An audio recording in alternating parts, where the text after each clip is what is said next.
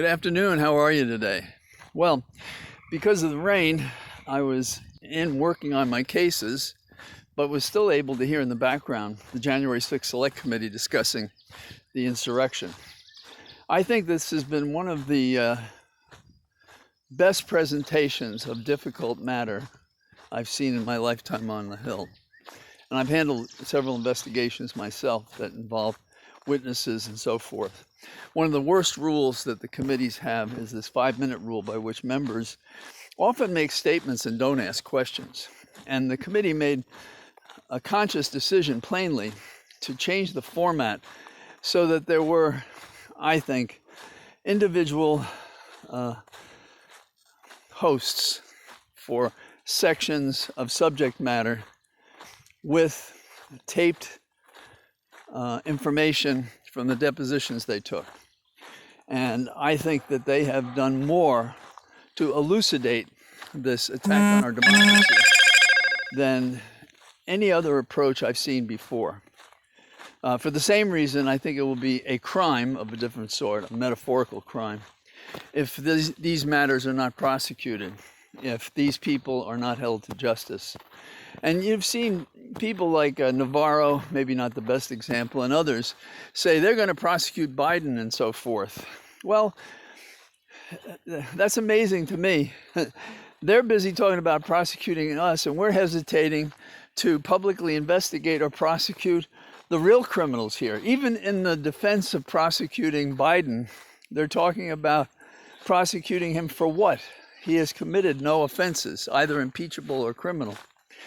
So this is the sadness about America, that the Democrats are in the right, but they don't want to fight for what's right. When I say fight, I mean presenting this information is a form of the fight, but seeking the remedy that makes it effective is something else. And today we had several people who are Republicans and conservatives and well-regarded, but also very intelligent witnesses, and men with policies that endorse how preeminent is the founding of our nation as a democracy, which is under threat and suffers from clear and present danger, according to Judge Luttig, who is one of the two witnesses who appeared today. The other was the Vice President's counsel, Mr. Wood. And these two men together, with quotes and so forth presented to them, and I'll only give you a sentence or two because I think it sums it up well, basically outlined a set of facts in which a questionable law professor from California, Eastman, came up with an idea how one could challenge the election and the electors, but had once said that wasn't possible. But as they came closer to the fact that the president lost the election and they were looking for any port in a storm, they resurrected this bullshit theory. And this theory is what dominated their efforts on the Hill with state legislators and others to try to overthrow the government. And people on the vice president's staff and the vice president himself all said, I'm not doing this. This is not constitutional. This is not lawful. I don't have the rights to do this.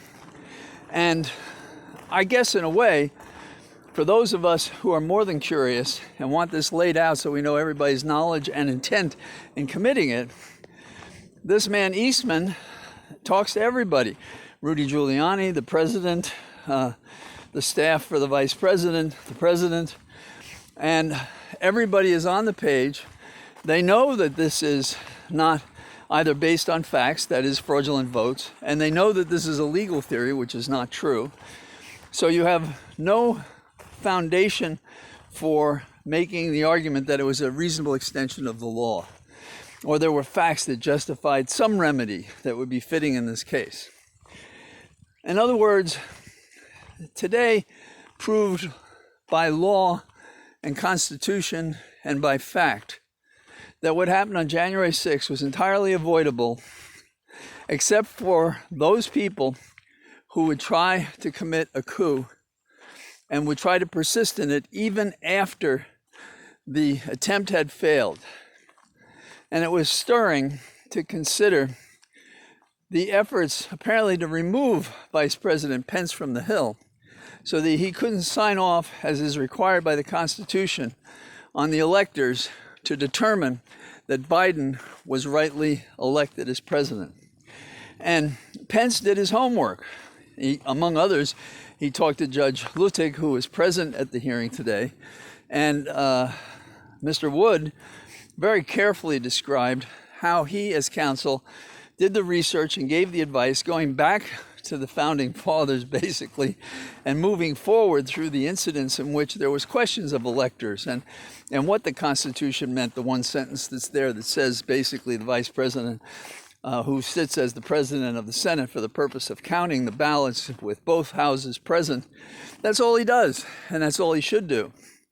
But they wanted to create a way, I think, to jam up the body and to stop the final act that designated Biden as the president-elect, and thereby to create chaos in America. And those are not my words.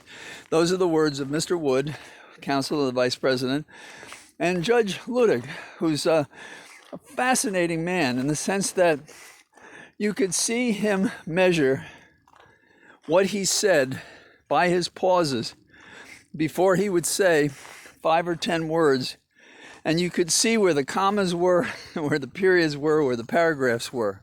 I say this because in law school, I swam on a water polo team, and one of our professors was on it. And afterwards, we would have these discussions.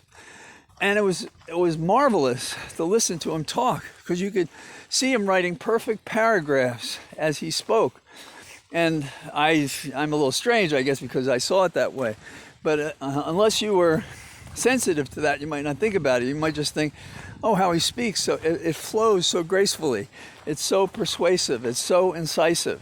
And I thought Judge Luttig said that what we're facing is not just what happened on January 6th, but a clear and present danger we have to deal with. I don't trust the Justice Department to do what's necessary here, not when they have to beg the damn Select Committee to give them the evidence that apparently they don't have. Are they going to undermine the findings of the special committee when they get the information the special committee has? I know, cynical, but we've been here. We've been there before. We saw it with Mueller, and this country cannot afford a rerun of wake-willed cowards failing to do the job that the Constitution ascribed to them. So, that's what I got to say today. And it's raining a little bit more, and I'll probably talk to you tomorrow. Bye-bye.